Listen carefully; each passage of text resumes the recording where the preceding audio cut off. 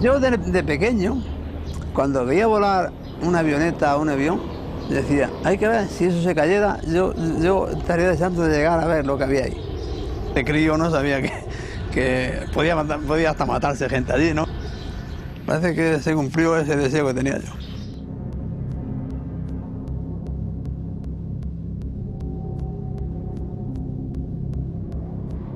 Over to the edges of the Soviet Union, and this was strictly a deterrent.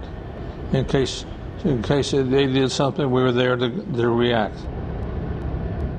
Well, we came up behind the tanker, and we were going a little bit too fast.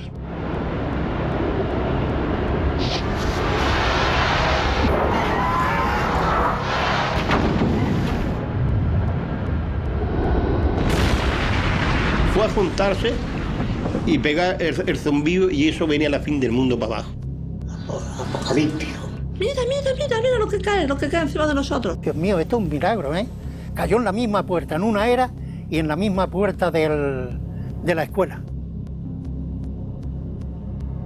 The 4 B-28 thermonuclear weapons that were in the B-52 broke loose of their hangars in the plane and they fell to earth. 3 landed on the ground, 1 blew out to sea.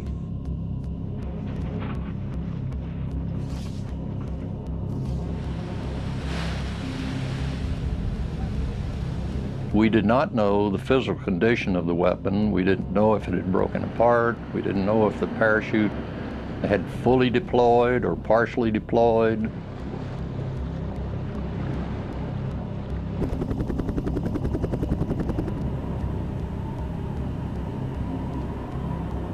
Pues estos tipos iban con Geiger toda la mañana peinando todo el terreno, porque el viento cambiaba la radioactividad. Entonces todos los días amanecía pues con unas banderitas rojas y unas banderitas blancas. Entonces tú tenías que ir de las blancas para acá, no podías ir de las rojas para allá. Aquí llegó unos días que dijeron que iban a evacuar esto antes de encontrar la bomba.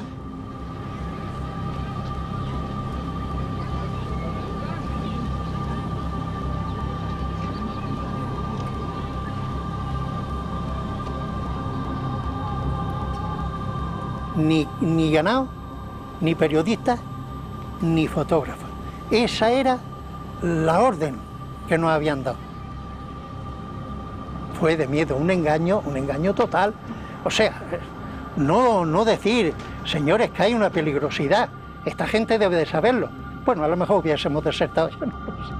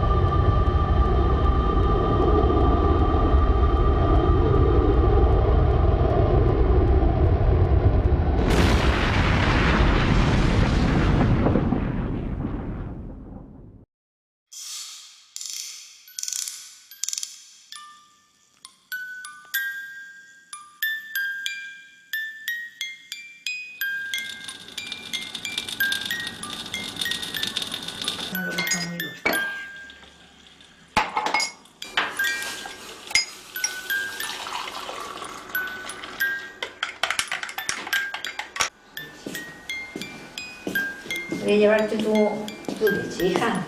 Mija, ocúpate un poquito. Uy, qué hambre tienes. Ahora te voy a contar yo una cosita antes de dormir. Vamos a ver.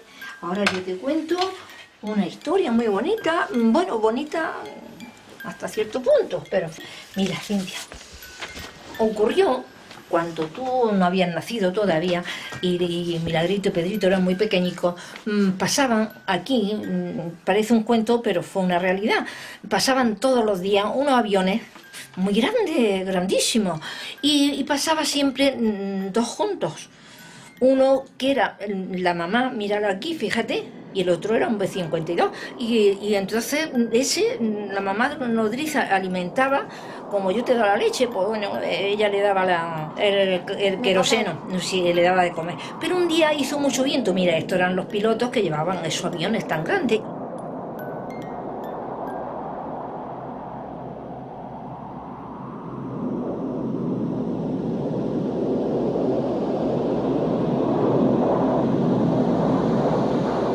Over to the edges of the Soviet Union, and this was strictly a deterrent. In case they did something, we were there to react.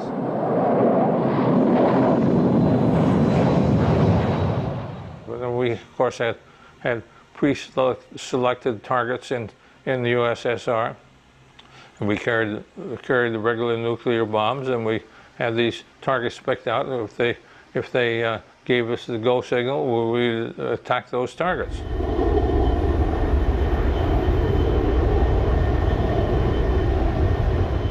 My purpose on the crew was to relieve the other pilots at any time we felt it was necessary. So we took turns in the seat, and in the meantime, when the pilot wasn't in the seat, we had a bunk for him, and he could get a nap and rest or what have you.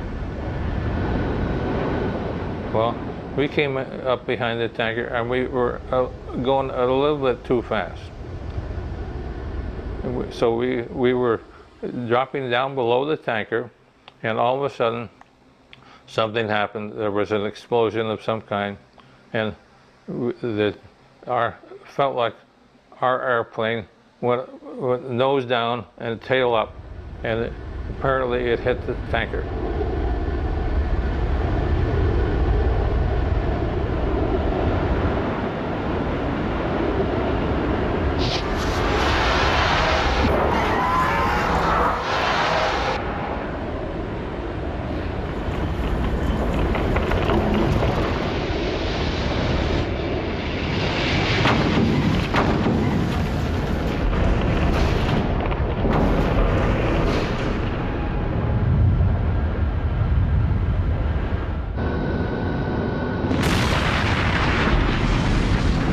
Everything happened so fast that there was absolutely nothing that anybody could do about anything at that time. We all, those of us could ejected, and that consisted of raising the handle and pulling the trigger, and you go out through the top.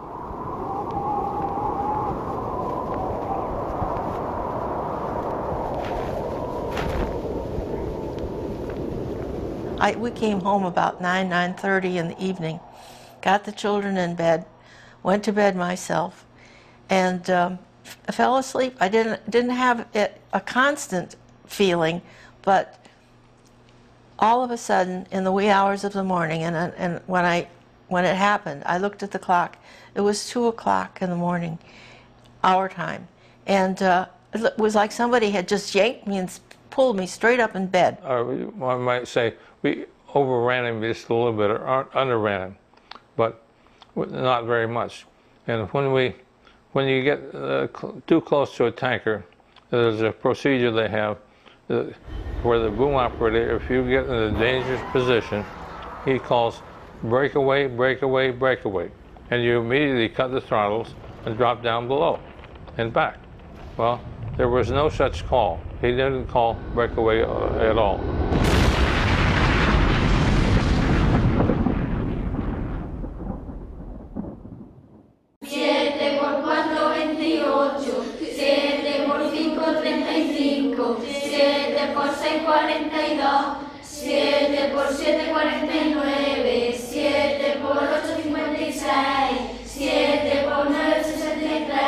Dando clases de pronto, por un ruido grande, un temblor, una vibración, y yo que lo tomé como que era un terremoto. Y esto que llegó fue cuando llegó mi esposa y me dijo, evacúa a los niños, mira que ha pasado esto, que han chocado aviones de los que pasaron. Claro, pues ya me dediqué a evacuarlos, viendo ya los restos de los aviones, la directriz que tomaba, pues siempre dirigiéndolos por el lado opuesto para que efectivamente Nada, a ningún niño le pasó nada. Una mole, un trozo terrible que caía y que yo veía que traía la trayectoria de caer sobre mi vivienda, en el cual tenía a mi hijo enfermo. Los dos estaban en cama.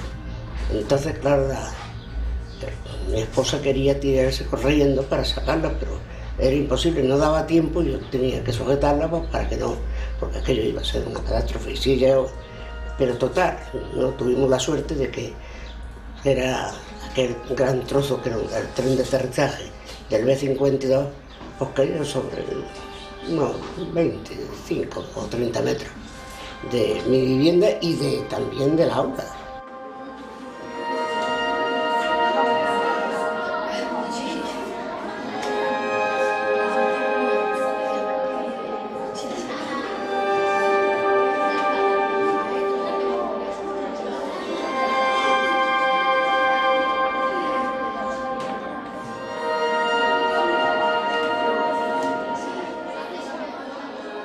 Una cantidad de explosiones y todo el queroseno de las dos aeronaves pues, ardiendo, de tal forma que el cielo estaba todo ardiendo y yo era apocalíptico. Que lo mismo era un pedazo que tenía, que pesaba 100 gramos, que había trozos que pesaban miles de kilos. Por ejemplo, el aterrizaje, el tren de aterrizaje, que cayó en uno de los sitios más peligrosos. Allí, si uno analiza todo eso, Dios mío, esto es un milagro, ¿eh? Cayó en la misma puerta, en una era, y en la misma puerta de la escuela.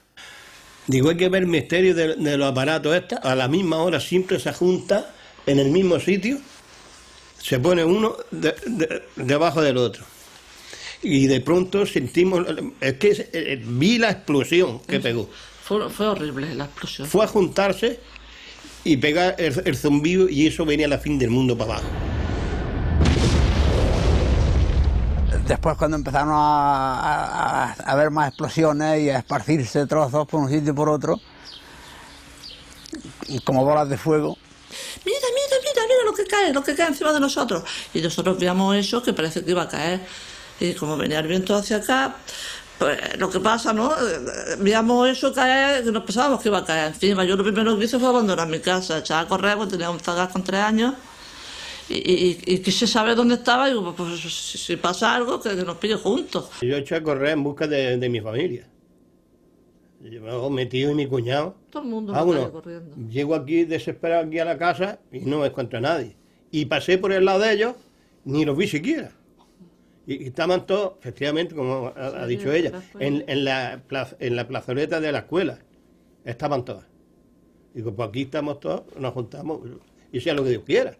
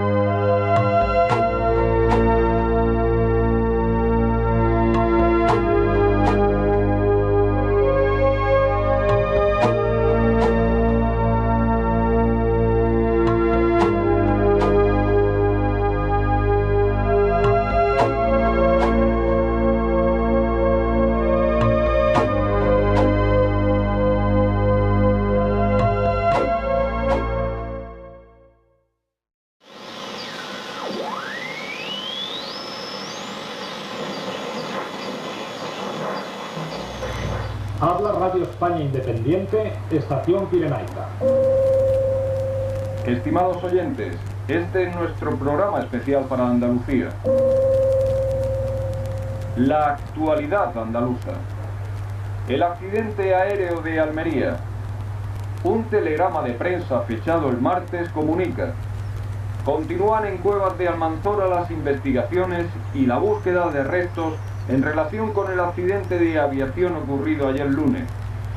Los restos recuperados han sido trasladados a San Javier para su posterior envío a los Estados Unidos. Parte de los restos de los aviones, prosigue el telegrama, pudieron haber causado víctimas entre la población local, ya que numerosos campesinos se encontraban en las faenas del campo cuando los aviones cayeron a tierra y se salvaron gracias a que emprendieron veloz carrera. 2 niños del grupo escolar también se salvaron por pocos metros. El accidente de Almería es una tremenda advertencia para la población de Andalucía, para la de toda España. ¿Qué habría sucedido si uno de esos aviones hubiera llevado una carga atómica? No hay exageración alguna en nuestra advertencia. Recientes revelaciones publicadas por la prensa de todo el mundo han hecho conocer que aviones de las fuerzas norteamericanas desplazados en Europa efectúan frecuentes vuelos con cargas nucleares.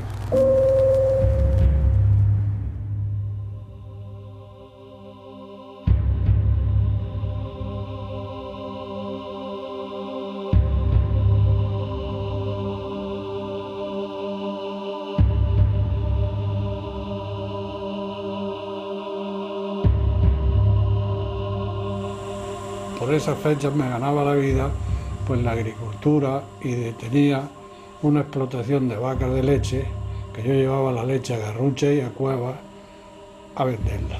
Cuando se vio la explosión de los aparatos y pensábamos que iban a caer más para allá, más para acá, y cuando vine, pues habían caído aquí al lado de mi casa. Y cuando fui a entrar me encontré la Guardia Civil ahí mismo en la puerta de mi casa y no me dejaban entrar. Y yo les dije que yo entraba ahí si vinieran más guardias que había en España y más americanos que había en América, porque yo tenía a mi mujer y mi hijo ahí y yo tenía que saber dónde estaba. No me explicaron nada más que de la noche a la mañana a mí ya no me dejaron entrar a mi casa. Excitadas las personas, muchas personas tratando de hablar a la misma vez, que yo vi esto y acá y cayó acá esto y venía algo ardiendo y cayó acá y todo. Y había tanto de eso que no sabía realmente ni a quién escuchar, ¿no? Porque estaban todos hablando a la vez. Que fui requerido por la autoridad judicial como practicante, o sea, sanitario, para recoger los restos de los aviones. Fuimos al lugar y lo primero fue eso, pues recogimos los trozos del carbonizado, que estaba ardiendo, puso en un féretro. Luego se recogió también el señor que yo creo que era el jefe. Así sacamos a los 7. 4 de la cisterna y 3 que cayeron en tierra procedentes del B-52.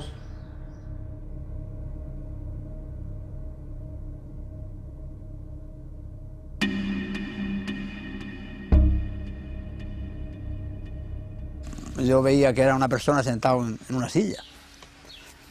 Cogí la furgoneta y me fui hacia donde caía ese señor. Cuando llegué ya había otro señor cortándole las cintas porque había caído en la silla. La silla, el paracaídas la había empujado hacia adelante y estaba la silla encima de él. Ya lo cogimos, lo envolvimos en el paracaídas y me lo llevé a una clínica de Vera. Ese hombre vino a una velocidad excesiva, con ese frío que hace a 10.000 metros de altura, vino casi congelado.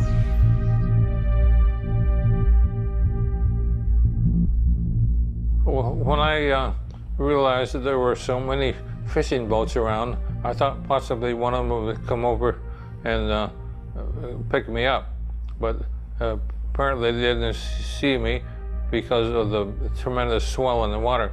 But then a helicopter came overhead, and I didn't see him. I saw him, but he didn't see me at first. And then he came by again, and he saw us, and he dropped a dive marker in the water.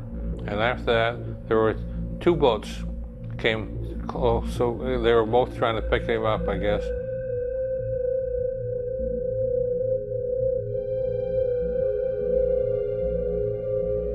Estaba allí el teniente de la Guardia Civil de Cuevas. Desciendo en el helicóptero, se apea un señor oficial americano y le dice al teniente de la Guardia Civil que pusiera vigilancia porque estos aviones eran militares y que se desconocía lo que pudieran llevar. Fue la primera vez que yo escuché el nombre Broken Arrow.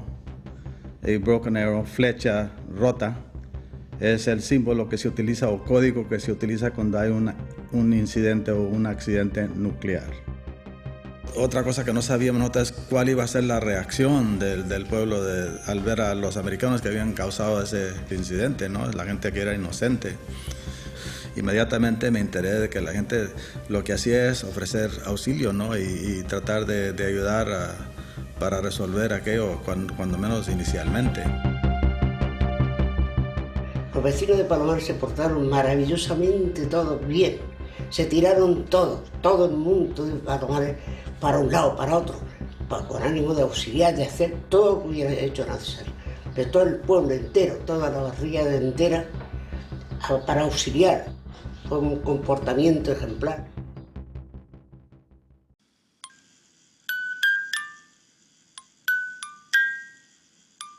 Pues fíjate tú lo que pasó, que la goma, la manguera no enchufó bien el viento, entonces chocaron los avioncitos, ¡bum! Y empezaron, mira aquí, mira, ¡bum, bum, bum! Y empezó a caer del cielo unas explosiones y que caían como cortinas como si fuesen cortinas de fuego.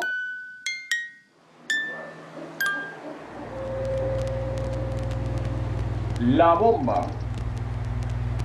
¿Qué llevaba a bordo el B-52 que chocó el lunes con un avión cisterna sobre Cuevas de la Almanzora? Esto es lo que no explica la prensa española. Esto es lo que intentan ocultar los medios militares norteamericanos en Madrid. Pero esto es lo que ha denunciado un periódico de Londres. Llevaba una bomba atómica. When the B-52 collided with the KC-135 tanker and the planes exploded, the 4 B-28 thermonuclear weapons fell to Earth.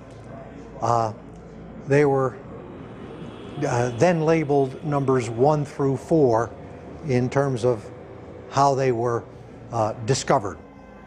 Number 1 here left the plane and its parachute deployed. And it landed on the ground at a relatively soft, had a relatively soft landing. So the nose of it was dented, but it was not destroyed. That is, the high explosive did not ignite. It was then found by the subsequent search teams, disarmed, that is, the firing set and the power supplies and all were removed, and it was then transported back to the United States. There was no contamination at all from this one. Bombs 2 and 3 fell to Earth, 28,000 feet, and their parachutes did not deploy, or at least did not deploy effectively, and so they hit the Earth pretty hard.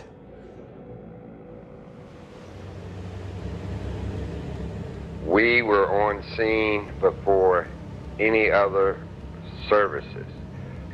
When we got on scene, 3 bombs landed on the Earth. We determined that there was no nuclear blast capabilities.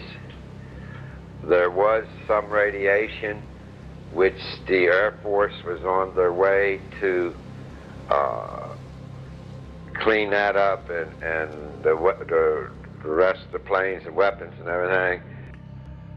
The reason this was so important to recover that nuclear weapon is, first of all, the security and classifications of our weaponry at the time, because we were in a Cold War with Russia.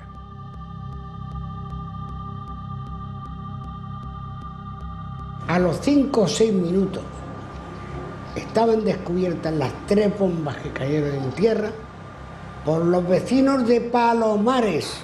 Que se quede claro todo eso que se ha dicho. en los libros que se ha escrito y en artículos de periódicos, de que si las bombas las descubrieron los americanos al día siguiente y esto y otro, todo es completamente incierto, porque yo fui testigo presencial de todo lo que pasó.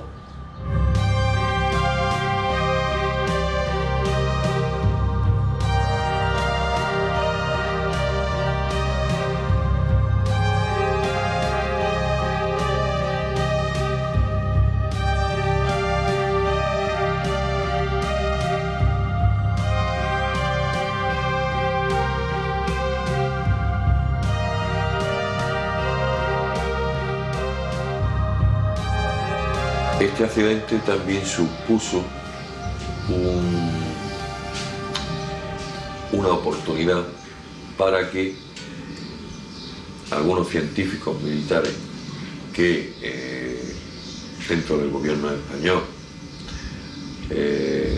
habían optado por que España se incluyera en aquellos países con armamento nuclear, pues le dio esa oportunidad de in situ tomar datos tanto físicos como teóricos, tanto de componentes, del tipo de combustible, el tipo de actínido, y se recogieron esas muestras.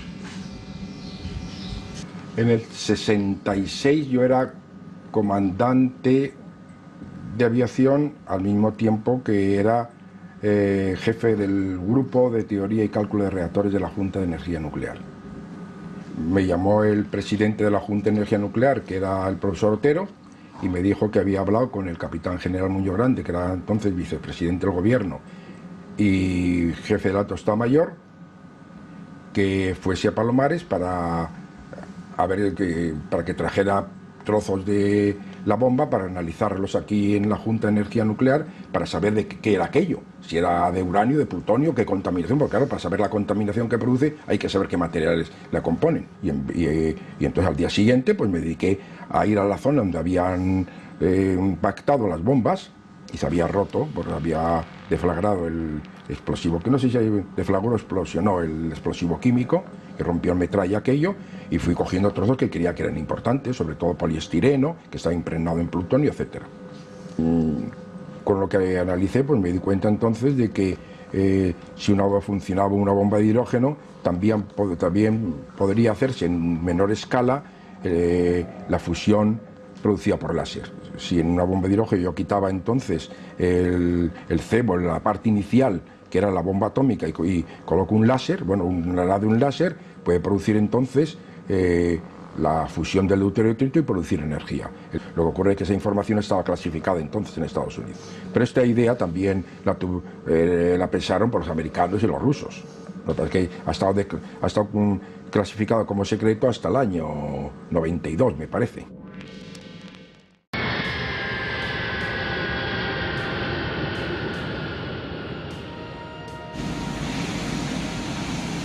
Aquí no venía ni Dios. Aquí o venían caracteres poco recomendables, como era Rafael Leónidas Trujillo, dictador dominicano, o dictadores de medio pelo latinoamericanos, algún que otro monarca árabe. Los Estados Unidos siempre en el marco, presidentes norteamericanos siempre en el marco de viajes colectivos a Europa o de viajes a distintos países europeos, pues se pasaban por aquí, estaban un día, media mañana, un día. Para los norteamericanos era una inversión muy rentable porque no costaba nada y para el régimen era fantástico, ¿no? Porque la conexión norteamericana respondía a una necesidad vital del régimen del general Franco o del propio general Franco. Con eso ya quiero denotar que eran mucho más importantes para España que para los Estados Unidos. Insisto, para el régimen es como el barco salvavidas, ¿no? Como la boya que le echan a la que se agarra desesperadamente para no hundirse. Era impensable que se diera otro escenario con la situación geoestratégica de España, ¿no? Quiero decir que pues, se puede uno dedicar a practicar el neutralismo si uno está en otro sitio, ¿no?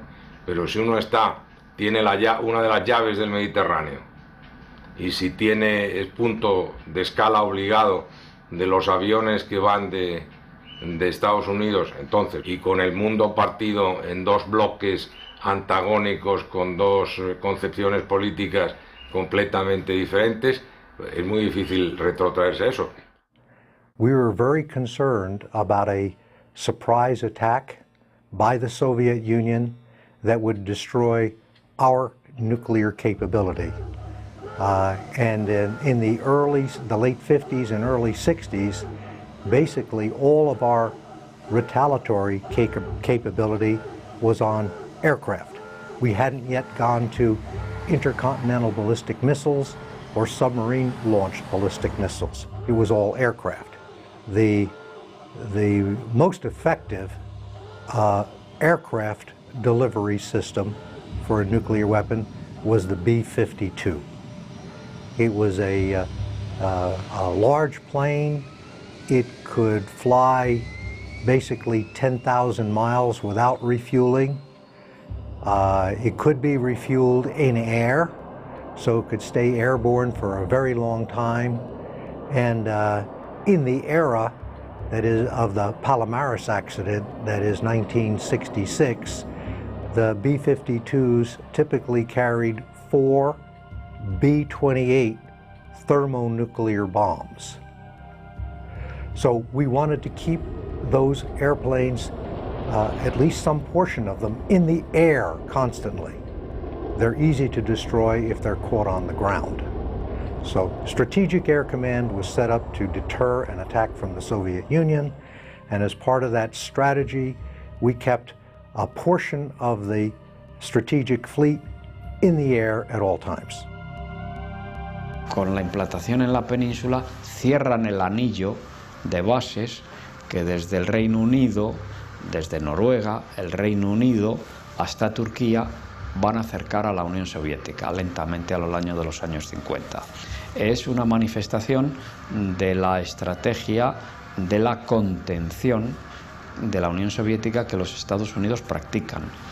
Los Estados Unidos ven la conexión con España no en términos estrictamente bilaterales, sino en el marco de una estrategia planetaria. The purpose of the 24-hour flights was that we were at odds with Russia, the USSR. They had a tremendous nuclear arsenal, and so did we. So if anything came up, or they might launch an attack against us, an unexpected attack against us, we were already airborne, so we could retaliate immediately without having to wait till get off the ground first. There were a variety of routes that these aircraft would fly, and one of them took planes over Spain. There was an agreement back in 1953. This is all part of Operation Chrome Dome, which is where the planes would stay in the air. And that was out over the Atlantic to Mediterranean, across Spain, and over by Turkey, and right next to the Soviet Union. And we circled around a bit there and then came back.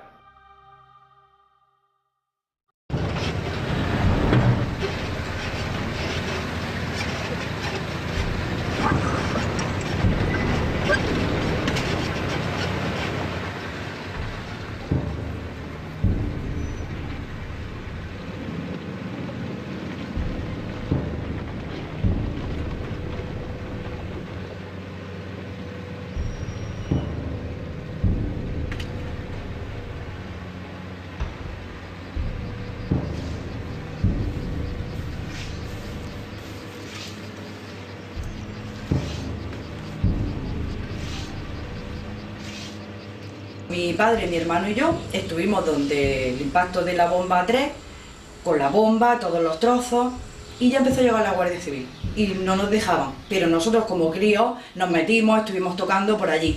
Por la tarde empezaron a llegar autobuses Y ahí es cuando empieza el miedo entre comillas, porque efectivamente yo no había visto nunca a nadie de un color distinto al mío de piel.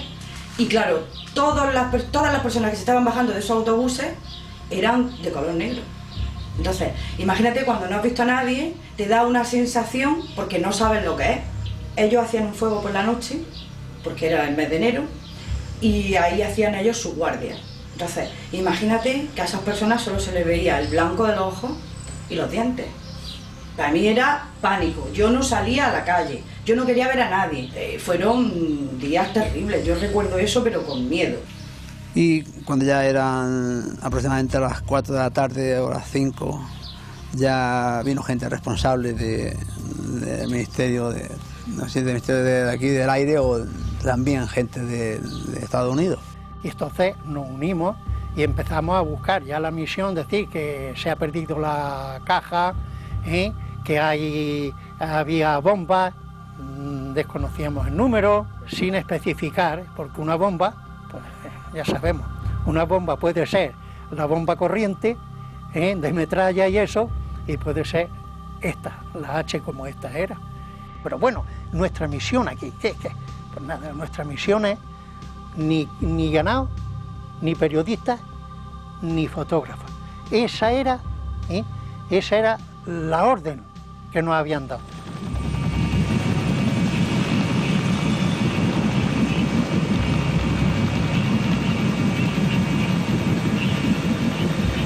The bomb behind me is called Fat Man. It's the type of bomb we used in Nagasaki in August of 1945.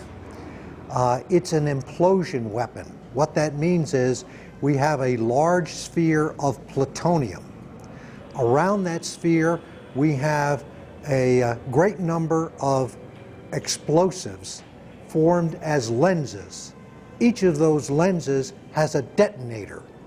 What you have to do to make a nuclear explosion is to take the large sphere of plutonium and compress it into a small sphere. It would go from subcritical to supercritical mass, and you'd get an atomic bomb, or more properly, a fission weapon, where you're causing the atoms of plutonium to split. When they split, they give off energy. The X-rays cause the secondary to get up to the temperature like the sun or higher, and the secondary contains deuterium and tritium, these isotopes of hydrogen, and it, in effect, causes the reaction in the sun. These atoms fuse, they join together with an attendant release of energy. So it's the primary that lights off the secondary.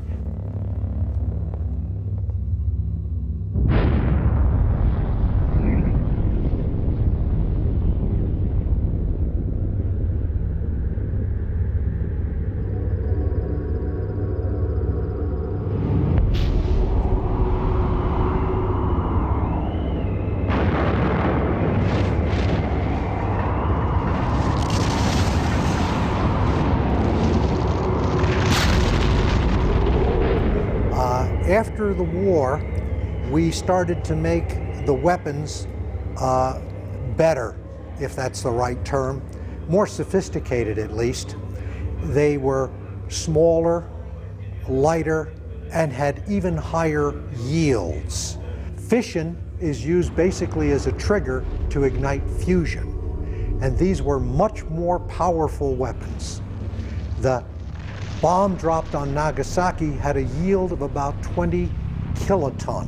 What that means is kiloton, 20,000 tons of TNT, an energy release equal to 20,000 tons of TNT. These weapons were in the megaton range, millions of tons of TNT. Much, much more powerful because they used fusion.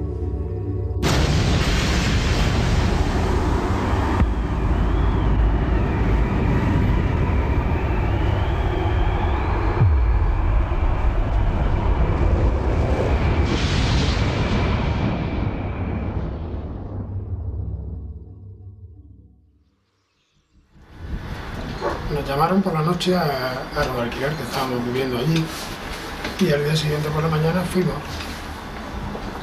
Fuimos de los primeros en llegar allí. Entonces nosotros éramos el único soporte geológico. Y había dos temas, fundamentalmente, que les inquietaban y que nos cuestionaron. Uno de ellos era encontrar la localización para un posible enterramiento de material radioactivo. Localizar sitios, ver el peligro de la contaminación de aguas subterráneas, localizar sitios para enterrar los restos contaminados, etc. Y el otro tema era recomendar algún método para buscar esa cuarta bomba que podría estar enterrada en tierra. Porque dije, mire usted, si la bomba ha caído aquí, tiene que haber un cráter. Tiene que haber un cráter. Esa bomba, vamos a ver, ¿qué densidad tiene esa bomba? ¿Qué peso? Top secret. ¿Es material magnético o no es magnético? Porque la magnetometría también es otro método que es infalible, top secret. Pues entonces no podemos hacer una prospección geomagnética, ni geoeléctrica, ni geodensimétrica, hagámosla geohumana. Toda esta gente que tienen ustedes ahí, que se cojan de la mano y que paseen.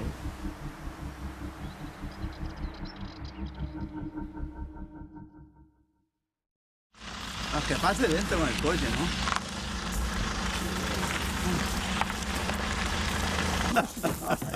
¿Qué tal?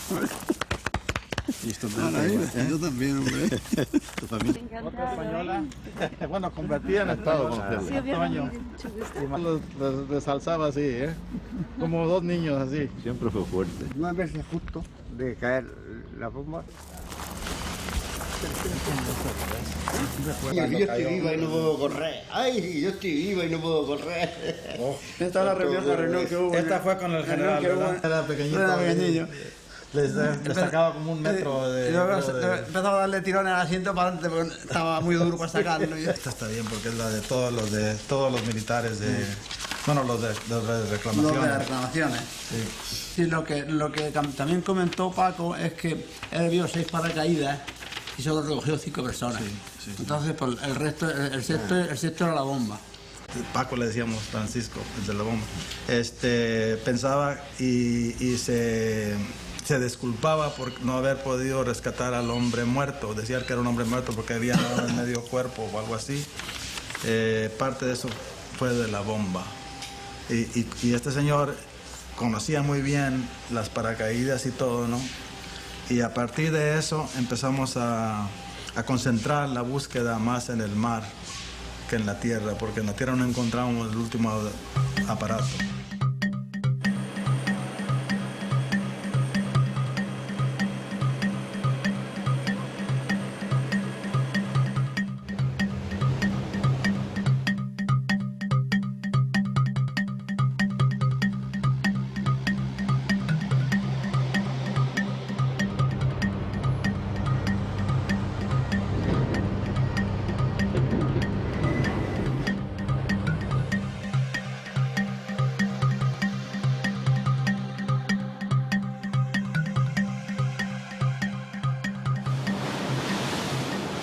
It was very difficult because they didn't know which of the, if any, of the 4 parachutes had opened. And without knowing that, you couldn't make a good projection on the trajectory. So it could have gone to lots of places. There was a fisherman, Orts, I believe was his name, who said that he'd seen, well, I guess he thought it was a dead man coming down in a parachute while he was out at sea. And eventually the Navy talked to him, the U.S. Navy talked to him.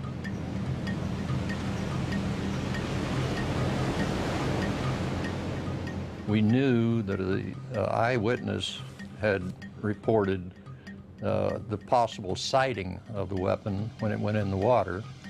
We did not know the physical condition of the weapon. We didn't know if it had broken apart. We didn't know if the parachute had fully deployed or partially deployed.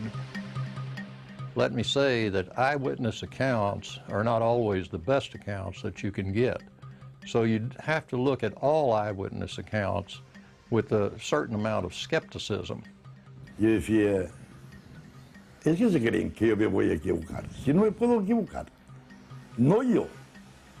Quiere que cojamos ahora cualquier pescador y venga aquí y mañana los lleva todos los días al mismo sitio. Yeah, I talked to several people who saw it go in, but they didn't have an accurate position of where they were. So I only took the actual transit readings from the location from the pharmacist and his friend, which was several miles up the coast. And then I plotted that on the position where SEMO had predicted the impact of the object was. And they did agree very close. I mean, that area was the prime search area at a later time. It was all communicated to the Navy from Sandia, putting together the data that I was supplying to them and what I had learned. Then they would transfer that to the Navy, and then Admiral Guest and his staff made up their search areas based on that data.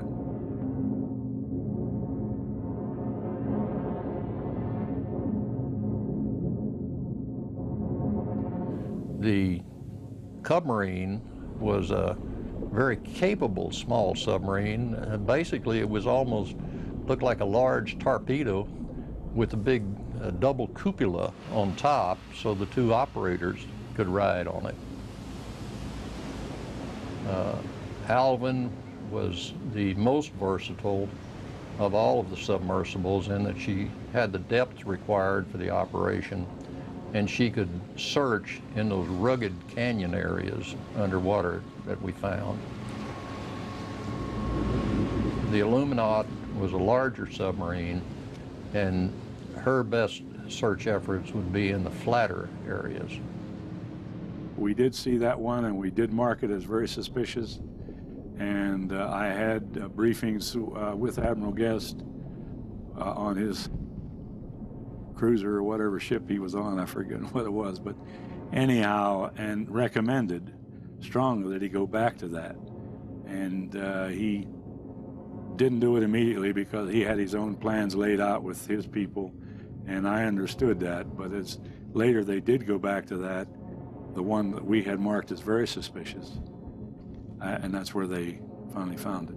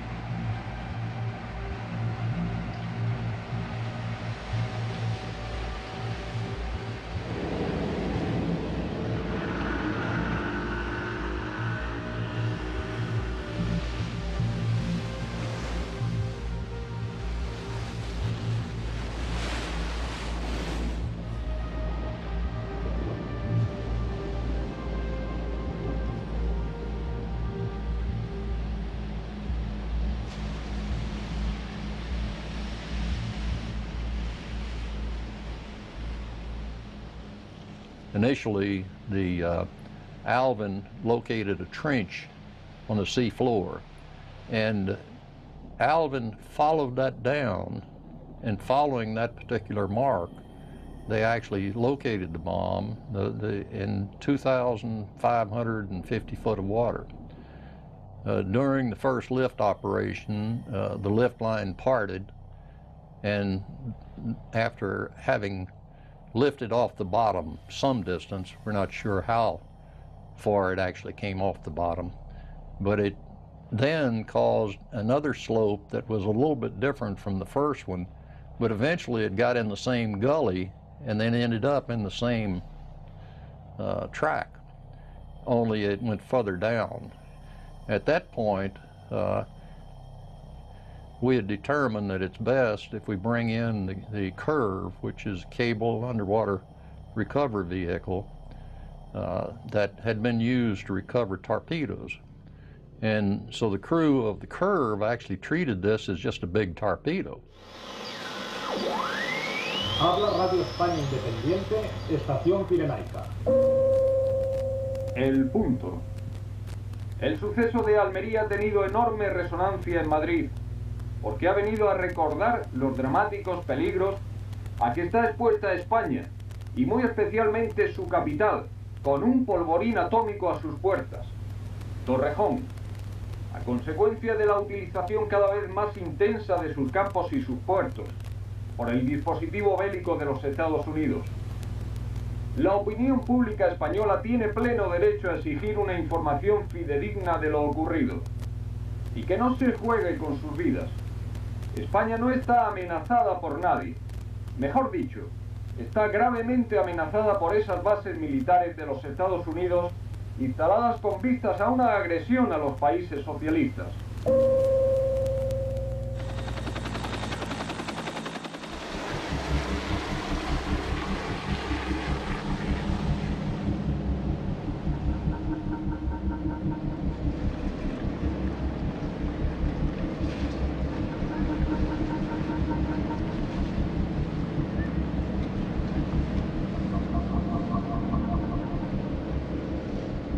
And at that point, Curve managed to hook up 2 lift lines, was in the process of hooking up the 3rd when she became entangled in it.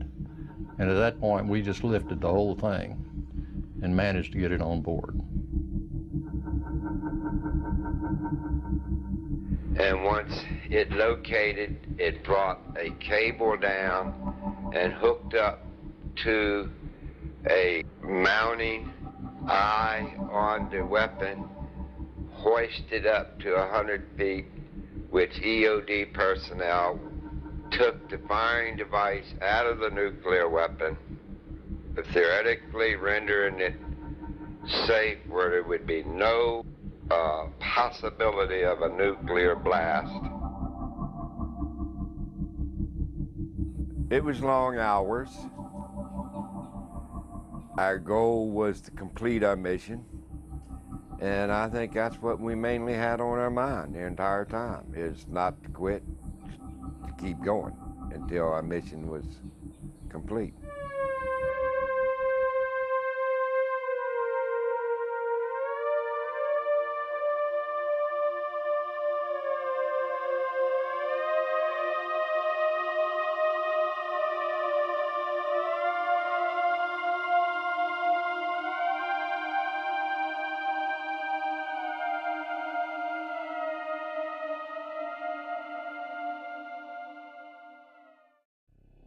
Es que no informaron ni a la Guardia Civil, no informaron a nadie.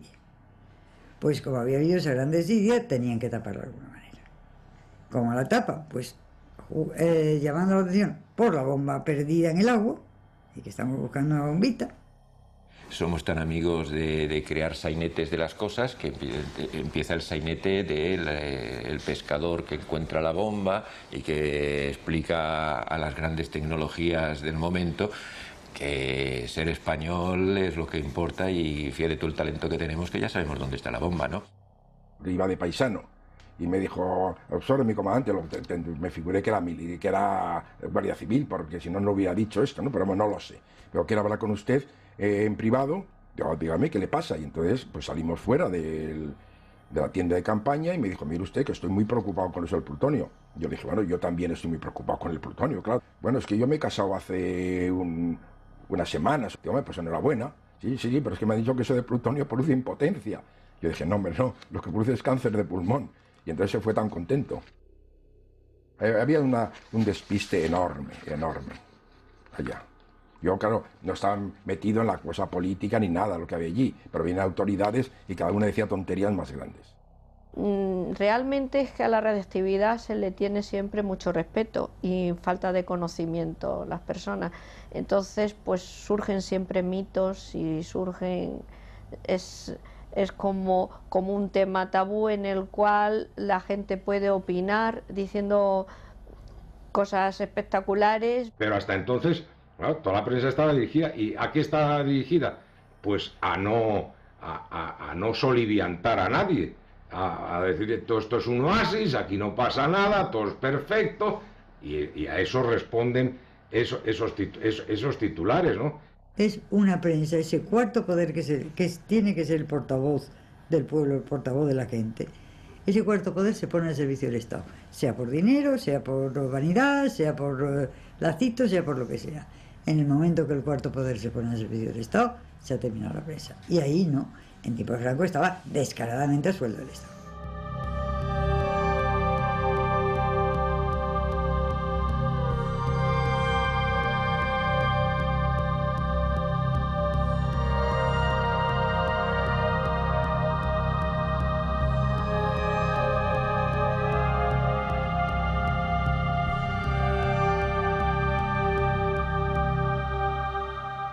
La siguiente fase fue la de establecer las labores de remediación. Lógicamente basado en un primer mapa radiométrico que se realizó en función de los contadores que había en aquella época, los contadores PAR. En unos casos se lavaba el suelo, se lavaban las casas. En otro caso se mezclaba o se araba parte de la tierra. En aquellas condiciones en que la roca, es decir, no permitía ni el lavado ni el arado, pues se raspaba. Se estuvo raspando manualmente algunas zonas y en el caso de algunas de las cosechas se quemaron esas cosechas y en otros casos pues se enterraron parte de ese material contaminado.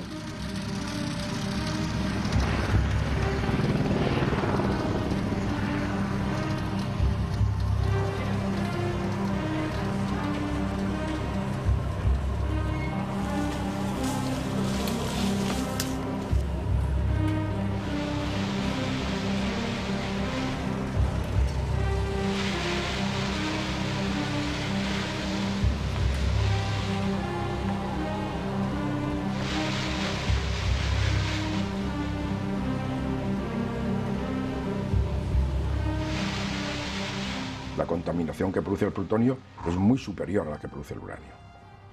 El factor es 1 gramo de plutonio es equivalente en daño biológico a 1 tonelada de uranio, prácticamente. O sea que por eso es fundamental saber si era uranio o plutonio.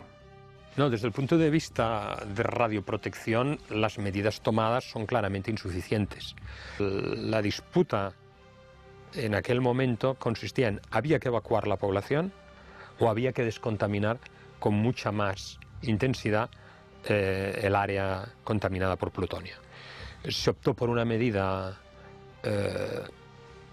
indefinida o indeterminada, pensando que dejando pasar el tiempo no iba a ocurrir nada, y se establecieron ciertas medidas de vigilancia con detectores de la actividad que podía haber en el aire.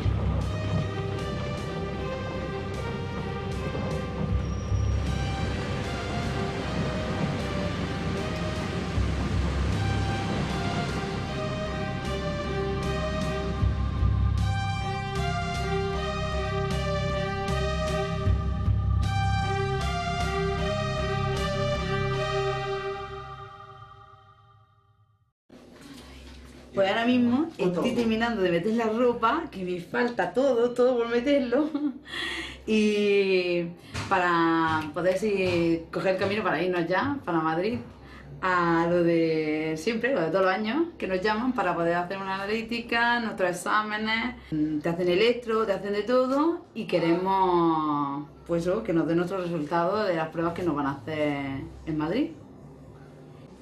Yo el año pasado estuve en octubre por ahí y ahora me han vuelto a llamar.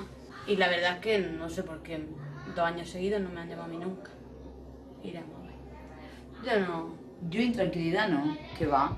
Yo como no te dan resultados, no te dan pruebas, ni tienes síntomas, ni tienes nada, como yo digo, que tú no te notas nada, pues no te sientes intranquila. Cuando te notas una molestia o algo que te duela, pues normalmente te sientes más intranquila. Pero yo fui 6 años seguidos. Y yo digo, ¿por qué te llaman? Pero claro, eres más cría, no te das cuenta. Buenas tardes. Adiós. Venga, hasta luego. Pues parte del ecosistema de Palomares se contaminó con polvo radiactivo de óxidos de plutonio y americio fundamentalmente. Y tras las labores de descontaminación realizadas, pues se estableció un plan de vigilancia para el control de la radiactividad en la zona, en todos los componentes del ecosistema de las zonas. Lo que nos hacía la botella dada. Entonces tienes que llenarlo. Ahí está 2 días orinando y llevas la orina toda de una vez. Y se queda y te mandan luego los resultados.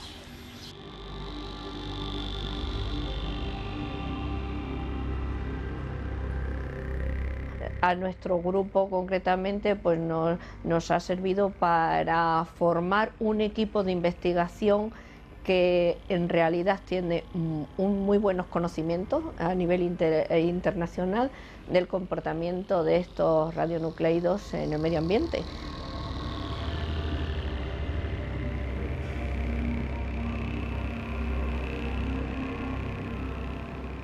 Lo primero que tengo que decir es que las dosis, tanto del público como de los trabajadores agrícolas, están por debajo de los límites internacionales de dosis para el público.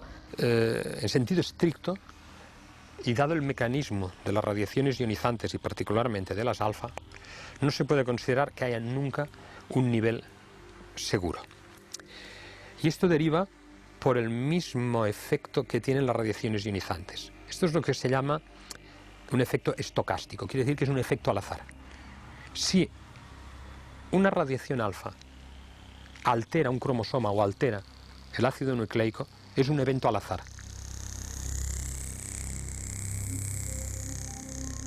De Greenpeace creemos que métodos de investigación que puedan someter a las personas a riesgos para su salud, sobre todo si esas personas no son informadas de ello y no acceden voluntariamente, indudablemente creemos que es inaceptable desde el punto de vista ético y moral.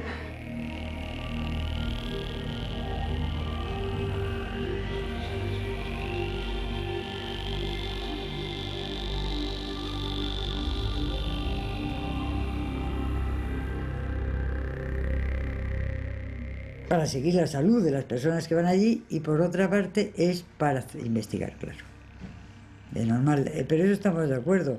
Yo he tenido pocas cosas en mi vida, pero cada vez que he tenido una cosa me rompí una pata y serví de conejo de indias voluntariamente. O sea, si yo sirvo para que se investigue y se aprenda algo más, mejor.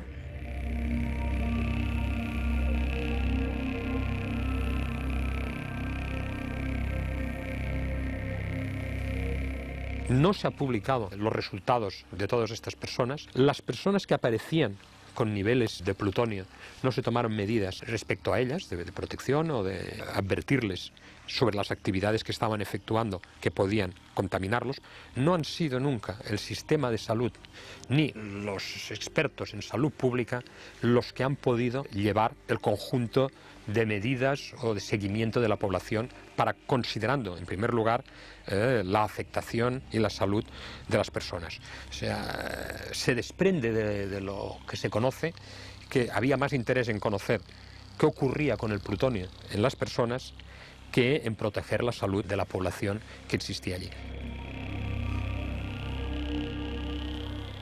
Bueno, no es que contribuya a proteger la salud de los habitantes de Palomares. Esa expresión no me parece correcta. Lo correcto es que si hubiera un riesgo, nosotros lo detectaríamos y entonces se pondrían las medidas necesarias. Sabemos que las partículas alfa, creemos, son productoras de cánceres. Pues habrá que ver si eso es cierto o no, porque claro, no se puede experimentar con personas, pero dado que existe la precaria situación de que sí que hay partículas alfa y sí que hay personas, que menos que estudiar si hay consecuencias o no para la salud. Yo siempre lo he dicho, sí. Nosotros somos conejillos de India. Y siempre lo he dicho.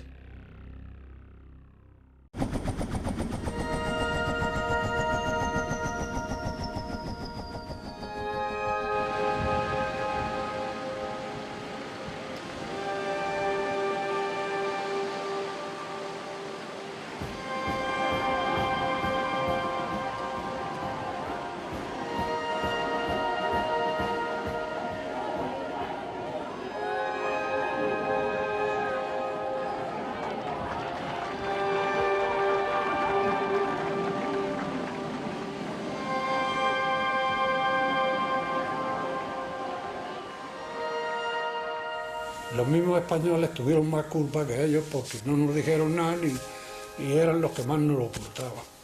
Y no nos decían nada que lavarnos, que nos laváramos. Nosotros ellos pensábamos, es que nosotros no nos lavamos, como si no nos hubiéramos lavado nunca, como ya hemos sido nosotros unos cerdos.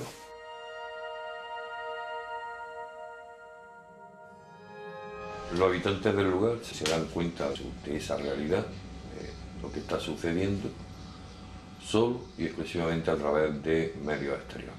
Los medios exteriores que estaban funcionando en aquella época, pues como podía ser Radio París, Radio Pirenaica. Sobre todo tratándose de un accidente militar y en un régimen de dictadura, toda la cuestión de Palomares fue tratada con un secreto de Estado, tanto por Estados Unidos como por España, muy importante. La población no tuvo información de los problemas que determinaba un área contaminada por plutonio hasta bien entrados los años 80.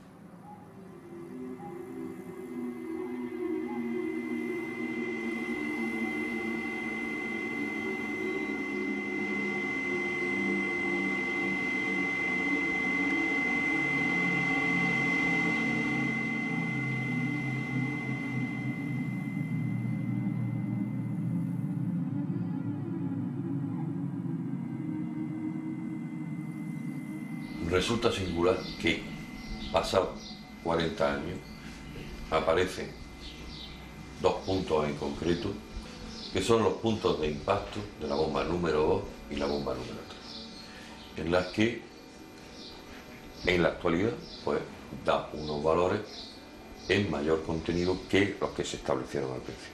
Eso desde el punto de vista dinámico, es decir, no se puede producir una acumulación. Por lo tanto, las únicas dos soluciones que quedan fue que la metodología que se aplicó no fue la correcta y, por supuesto, las labores de remediación no se efectuaron. Pero es que si limpiar, si lo que no le hicieron nada. Pero fue revolver un poco lo que había y qué se iban a llevar, nada. Limpiaron un poco así, remover la tierra, envolver lo que había con lo que quedó. Sí, eso fue un paripé.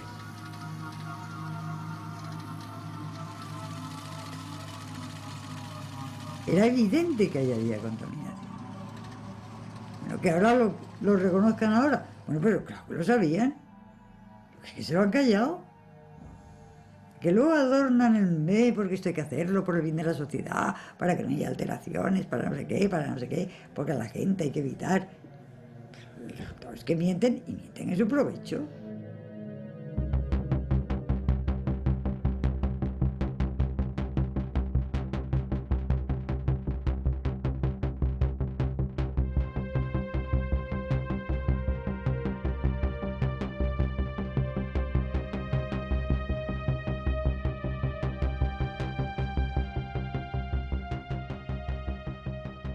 Las expropiaciones se van a efectuar concretamente en unos espacios muy definidos.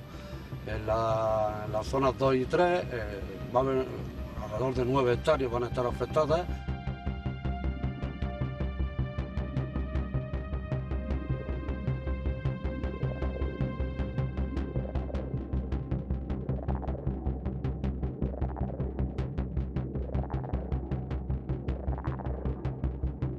La presión urbanística y el desarrollo urbanístico que está teniendo toda la zona de Almería, y Palomares no podía ser menos, es muy importante. Entonces, para evitar riesgos que pudieran ocurrir con movimientos de tierras, es por lo que se toma esta medida. O sea, no es disminuir el riesgo de la población, es evitar un futuro posible riesgo.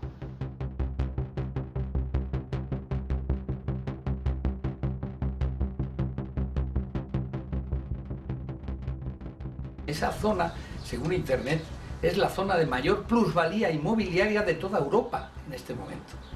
Y la afluencia de capitales de toda Europa ahí es impresionante. Y claro, eso tapa cualquier consideración.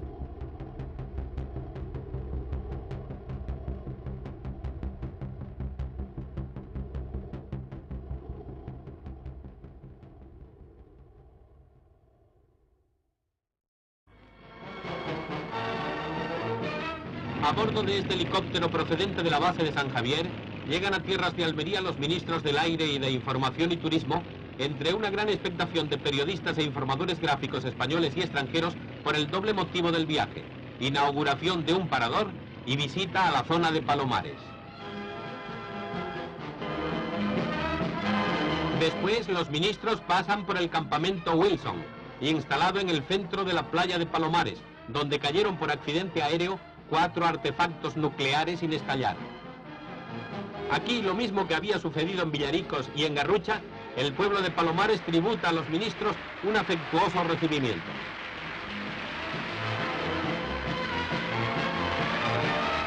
Los carteles expresan las aspiraciones y la gratitud de la comarca.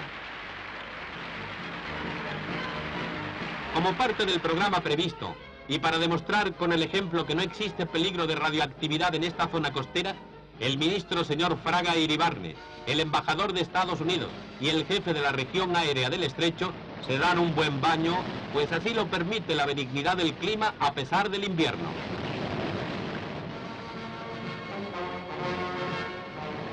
El embajador demuestra con los brazos abiertos que se está bien en estas aguas inofensivas.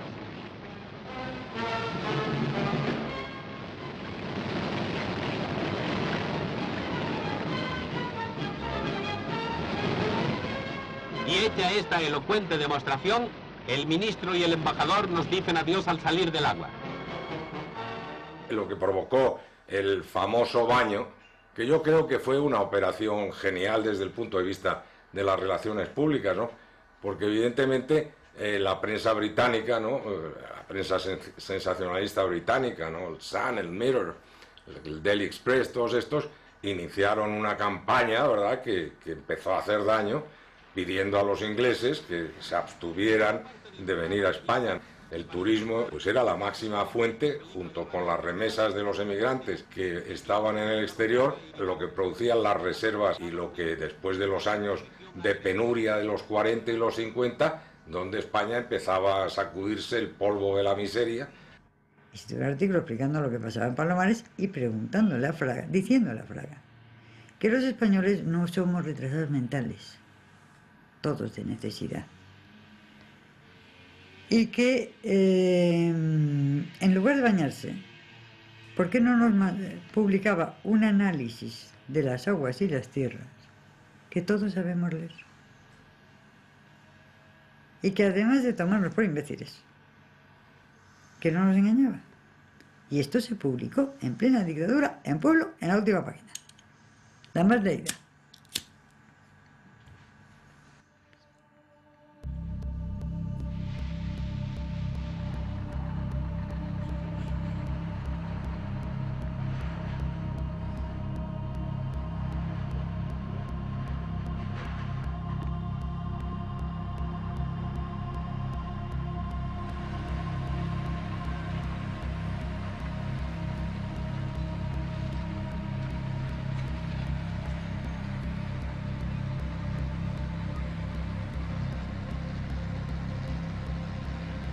Creemos que pasados 40 años, y ya que no se ha hecho hasta el momento, sería necesario hacer ese estudio ese epidemiológico real de fondo sobre el impacto que ha tenido y que pueda estar teniendo ese accidente todavía sobre la salud y sobre el entorno medioambiental en Palomares. Claro que existen estudios epidemiológicos, los que yo he hecho, y no sé por qué ese interés en seguir negando la existencia de estudios epidemiológicos. Existen pocos o casi ningún, sitio como Palomares, en el que se conviva con radiaciones emisoras de partículas alfa. Las partículas alfa del plutonio, todo el mundo sabemos que tiene un periodo de semidesintegración de 24.300 años. Se coge un testigo que sea comparable, que tenga estructuras socioeconómicas parecidas, medios de producción parecidos, pirámides de población parecidos. Elegí Guazamara porque estaba exenta de riesgo con toda seguridad. Con 40 años hay tiempo y datos suficientes para poder afirmar estadísticamente cosas sin apenas poder cometer errores. Y se puede afirmar hoy en día que no existe relación ninguna entre la caída de las bombas y las defunciones tumorales. Es muy difícil hacer un estudio que sea verídico, un estudio epidemiológico de esta zona. Además, es tan bajo el número de habitantes de Palomares que tampoco se pueden extrapolar luego las conclusiones que se sacan, porque son 1.200 habitantes.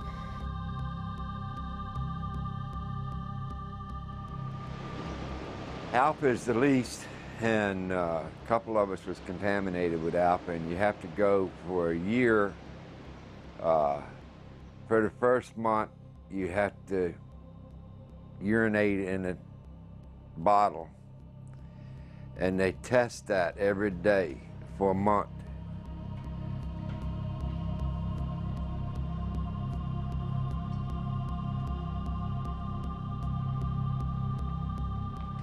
The only reason myself knew that I had some contamination is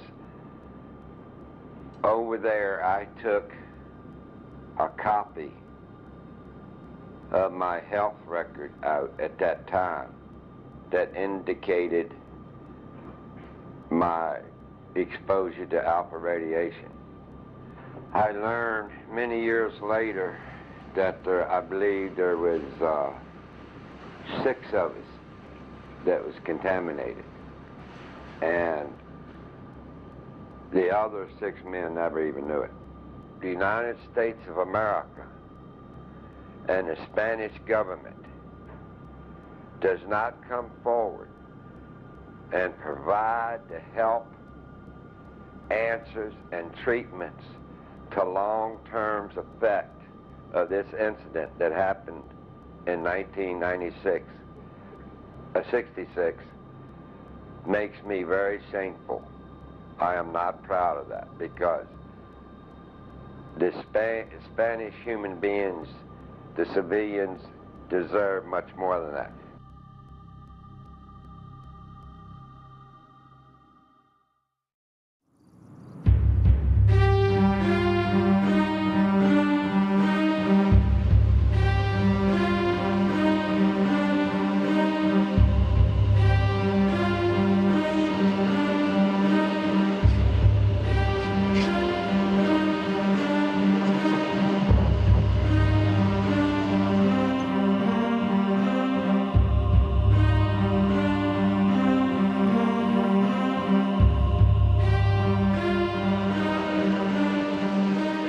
El mercado aquí, pues lo que se hizo es como una especie de un huecoteo, ¿no? Se dice, bueno, aquí no se lleva nadie nada porque puede estar contaminado, ¿no?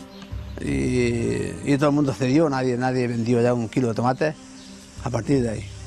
Había venido un equipo de cocinas para una operación de 800 o 1000 hombres, ¿no? Llevaban todo el equipo que necesitaban para preparar alimentación. Y entre la alimentación que prepararon, muchas veces fue tomates de Palomares de La Habana. Hemos comido muchos tomates los militares. The reason that we ate the tomatoes, we ate the eggs, and we ate the chickens is to show that there was no fear to the Spanish people that they were contaminated. Y ellos comieron conmigo y con todos los demás. Luego quiero decir que ellos eran ignorantes también, porque de ellos de haber sabido algo, la tropa de haber sabido algo, se hubiese abstenido.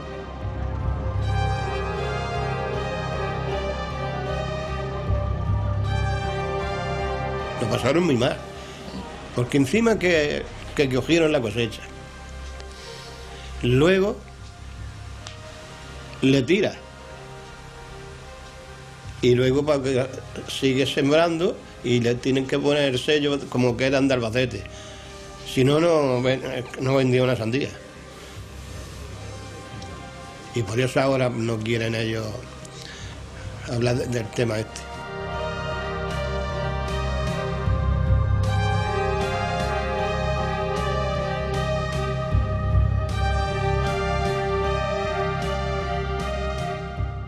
Pues para ver lo que ha perdido.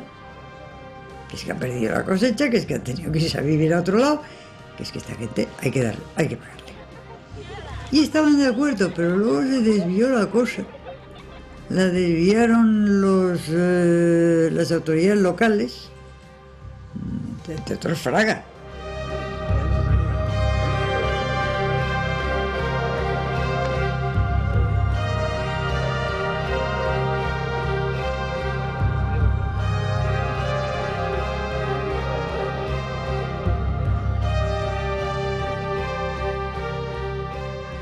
Hay quien se siente más perjudicado o quien es más ambicioso que otro, ¿no? Hay reclamaciones que eran justas, otras a lo mejor las pagaron justas, otras siempre se pagó más de lo que había en la cosecha. Algunos sí se arreglaron bien, quizás los que menos deberían haberse arreglado. Lo digo por muchos otros, que no tengo por qué nombrar ni eso, y por los muchos que hicieron su agosto, eso sí. Pero otra cosa, a Palomares no le benefició nunca. El modo de pensar mío era de que la gente pues era inocente de lo que había sucedido ahí y todo, ¿no? Del accidente ese que les cayó encima y todo. A mi modo de pensar y lo que intentaba hacer es ser justo con la gente, con el reclamante. Pues ya no querían la leche, ya no querían nada de los productos de Palomares porque decían que estaba contaminado y ya pues se dejó de vender. Y entonces yo qué hacía, tenía que darle de comer a los animales. ¿Qué tuvo usted que hacer con los animales? Pues matarlos, venderlos, martirarlos. ¿Cree que recibió un precio justo por ellos? El precio justo lo puede recibir uno cuando uno vende, pues a gusto, que dice, pues si me conviene vendo y si no, no vendo. Pero cuando tienes que vender obligado, pues todos van a aprovecharse de ti. Pues aprovecharon lo que quisieron.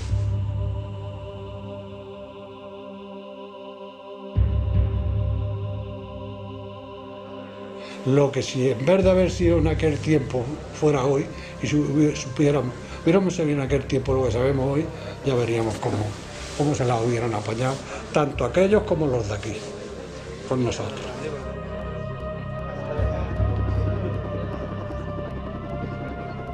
Hubo reclamaciones de villaricos por pérdida de pescado, dejaron de pescar en ese momento, pensando que el agua estaban contaminadas y que iban a hacer un boicoteo. Perjudicado el pueblo de Villarico. Nunca ha sido nombrado, perjudicado el pueblo de Villarico. Que comíamos de la mar, y la mar era lo que estaba prohibido. Vinieron unos pescadores de Villaricos y se veía que estaban agitados.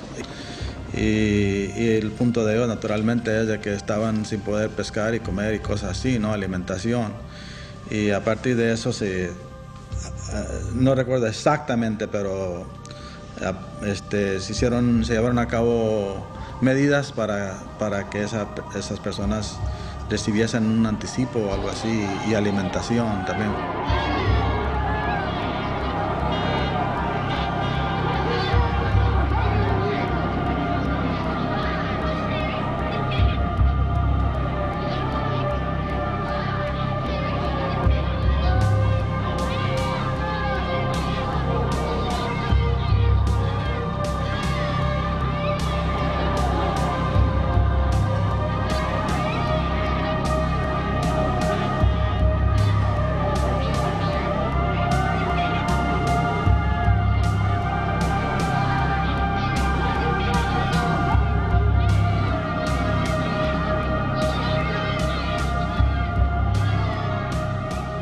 Pues claro que estábamos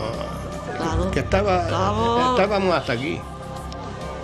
No decíamos, ahora vamos a levantarnos y vamos a desayunar, a beber un vaso de leche. No sabíamos lo que era eso. Ajá. ¿Pero qué hacían los norteamericanos con la comida que les sobraba? Eso hacían, vamos, una fosa, un hoyo. Ellos lo tiraron, pero lo recogíamos nosotros. Y nosotros lo recogíamos nosotros. Íbamos, lo escarbábamos, sacábamos las cajas y nos las traíamos.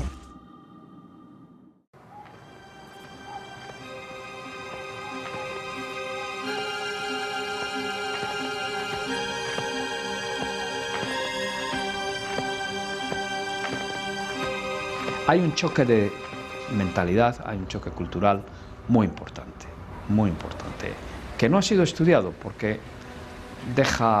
no deja huellas escritas, pero sí me puedo imaginar que los campesinos almerienses o los campesinos andaluces pues vieran a aquellos tíos como si vinieran de la estratosfera. Nos tomaron por medio cateto o por medio salvaje o medio, yo qué sé. Por catetos perdidos, cortijados, pues no sé cómo decirle, incultos, todo lo que quisieran más. Y nos trataban como eso. Palomares era España, pero digamos que era el furgón de cola. Uno de los muchos furgones de cola que tenía quizás España en aquel momento. Evidentemente era la imagen que se quería dar de España.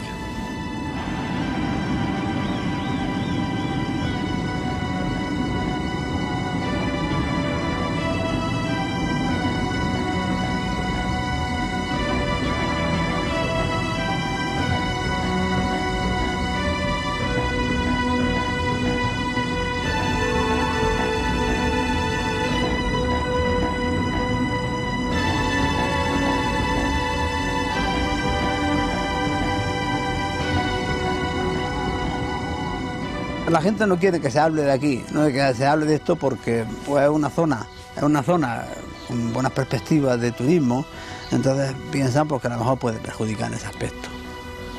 Es por lo único que no quieren que se vuelva a mover el fango y la porquería cuanto más se muele, más huele. Ahora, cuando ya está llegando ese boom hasta allí, cuando ya ha llegado cuando por finalmente Palomares se conecta con el mundo, a través de esas urbanizaciones y todo esto, ahora es cuando van a decir de qué habría que hacer. Eso hubiera sido bueno que el CIEMAT, desde el año 76 como mínimo, se hubiera levantado a alguien y dijera, tenemos que hacer esto.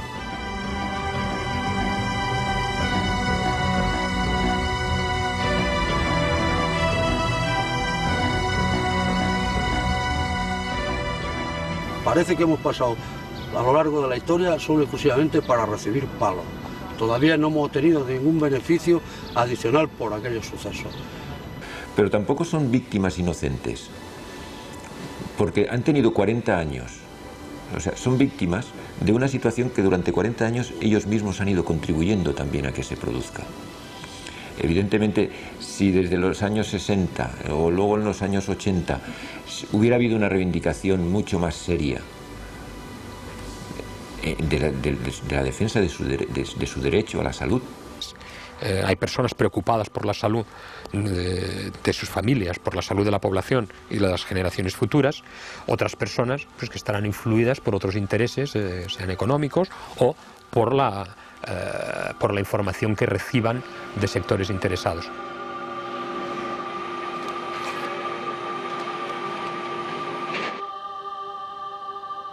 Yo creo que tiene una deuda Estados Unidos y tiene una deuda nuestro gobierno central y nuestra administración autonómica debieron de en plan general haber compensado a los vecinos de Palomares. Por eso siempre mantendré que hasta tanto esto no se lleve a cabo, todas las administraciones sin excepción tienen una deuda histórica con la barriada de Palomares.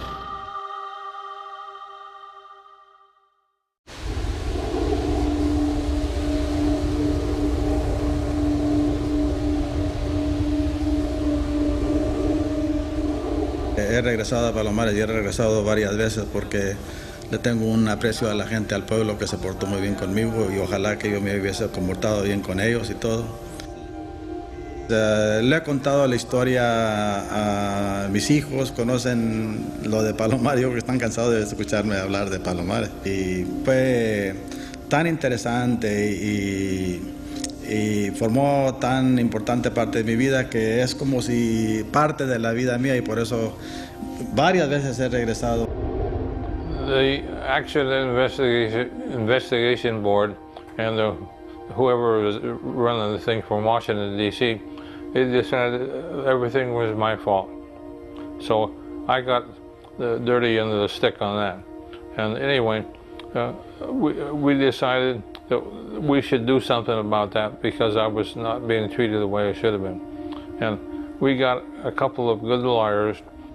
And we had a memorial service several weeks at the chapel on Seymour Johnson, and I remember going to the memorial service, and during when the service was over, somebody behind me said loud enough for me to hear, "Larry should be shot for what he did."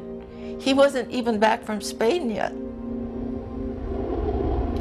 When they did, the board decided that it was not my fault, and I was completely exonerated, got back pay, and my promotion reinstated to the original date it should have been. Me he preguntado a Palomar y he procurado que no, porque es que no quiero saber nada, no quiero enterarme de nada, no me interesa, es un asunto que quiero borrarlo de mi cabeza totalmente.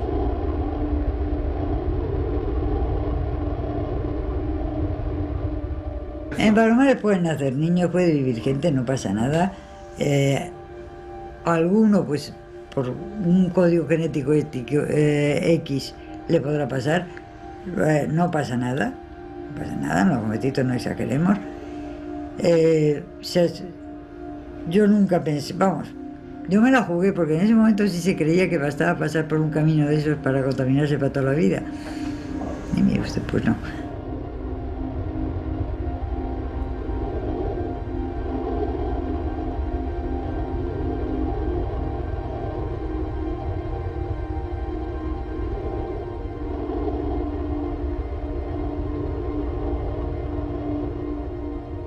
Los perjudicados el pueblo de Palomares, que estaban debajo de la bomba sin querer. Yo lo que hice, lo hice porque me dio la gana. Y porque sopesé, y porque consideré que valía pena, punto. Yo soy responsable. Si algo soy responsable de mis actos. Yo me he planteado más de una vez qué puede pasar mañana.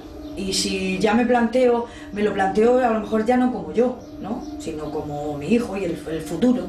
Entonces, claro, y yo pienso, no solo soy yo, yo pienso que la mayoría de los vecinos se lo plantean. Lo que pasa es que llega a un punto en que dice, yo con esto no puedo vivir a diario, aquí dando vueltas, ¿qué será mañana? No, it was a terribly sad, unfortunate situation, and for him to see him taking the blame for the whole thing really was very bad.